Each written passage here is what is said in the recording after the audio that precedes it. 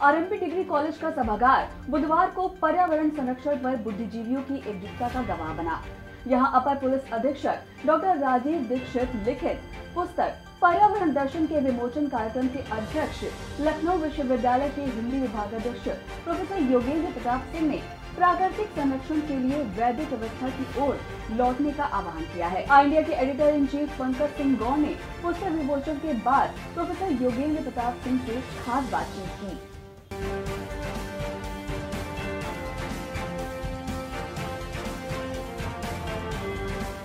सीतापुर के अपर पुलिस अधीक्षक डॉक्टर राजीव दीक्षित द्वारा लिखित पुस्तक पर्यावरण दर्शन का अनावरण करने आए लखनऊ विश्वविद्यालय के हिंदी विभागाध्यक्ष प्रोफेसर योगेंद्र प्रताप सिंह हमारे साथ मौजूद हैं और उन्होंने इस पुस्तक को बड़े ही संक्षेप ढंग से और काफ़ी आज जितने भी यहाँ पर उपस्थित लोग थे उन तक उस पुस्तक को बड़े बखूबी ढंग से पुस्तक का जो सारांश था उसको रखा है सबके सामने। हम जानना चाहेंगे कि इस पुस्तक का सारांश अगर बात करें तो क्या खास है इस पुस्तक में?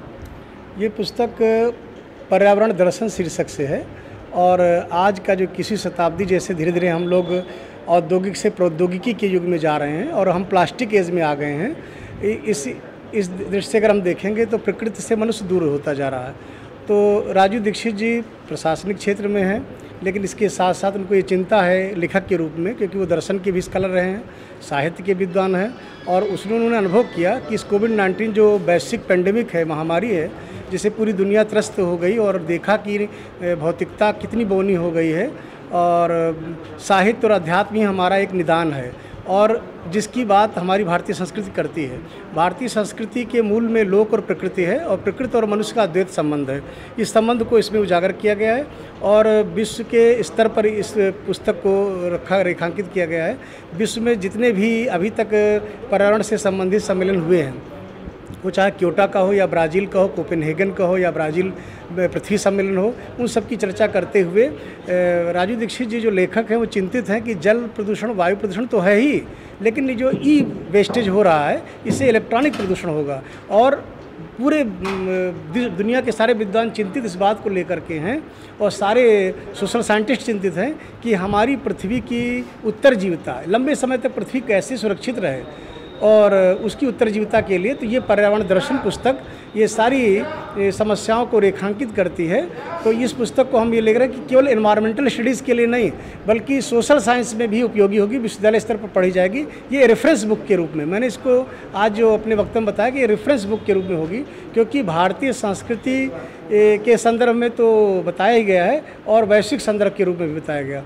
और ये देखा गया कि वैदिक वाङ्मय में संस्कृत में और पाली प्राकृत में खास करके जो इंडियन राइटर्स हमारे बड़े हैं, टैगोर हों या नेहरू जी हैं या गांधी जी हैं, विनोबा भावे हैं, इन्होंने किस प्रकार से प्रकृति को महत्व दिया है। इसके साथ साथ इन्होंने पारिस्थितिकी के जो विशेषज्ञ हैं दुनिया के, उनको भी रेखांकित किया है। तो ये पूरी पुस्तक जो है वो अपर जो लेवल के बच्चे हमारे हैं, हायर स्टडीज़ में जो बच्चे हैं, महाविद्यालयों में और विश्वविद्यालयों में, इसलिए महाविद्यालय के स्तर पर आज का जो विमोचन हुआ वो बहुत ही सार्थक और समीचीन भी है और मैं अनुभव करता हूँ कि ये पुस्तक विश्वविद्यालय स्तर पर पढ़ी जाएगी। तो बिल्कुल ये तय माना जाए कि पर्यावरण दर्शक आने वाले समय में विश्वविद्यालय स्तर पर पढ़ी जाएगी।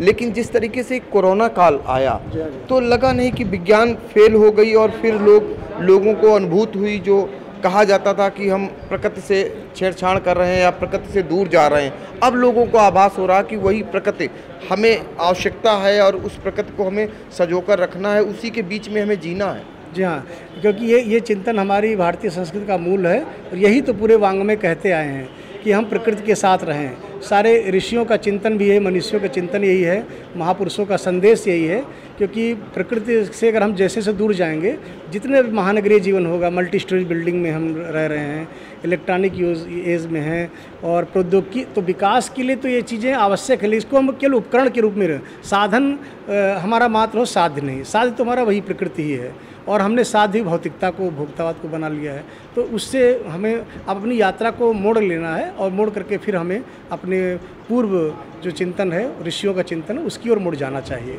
क्योंकि हमें अब विश्व की जो आपाधापी है, मशीनीकरण है, जो जिस प्रकार से मनुष्य मशीन का पर्याय बन गया है, हर चीज़ जो है विदेशों में जो लिटरेचर लिखा जा रहा है वहाँ पर तो वेटिंग मशीन से को अपना असेंबली मेटाफर्स के रूप में प्रयोग किया गया। हमारे यहाँ ऐसा कभी नहीं हुआ।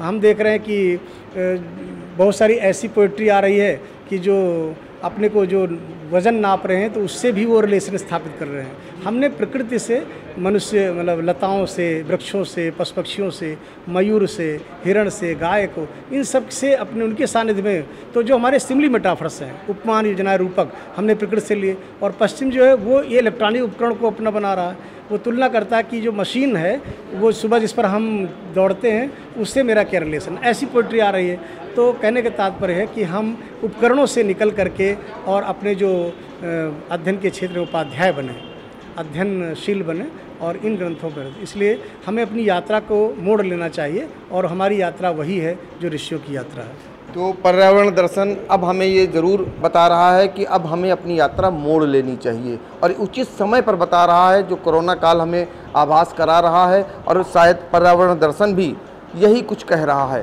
तो यही समीक्षा निकल करके आई है। सीतापुर से आई इंडिया के लिए पंकज सिंह गौर। खबर आपकी, नजर हमारी, देखते रहिए आई इंडिया।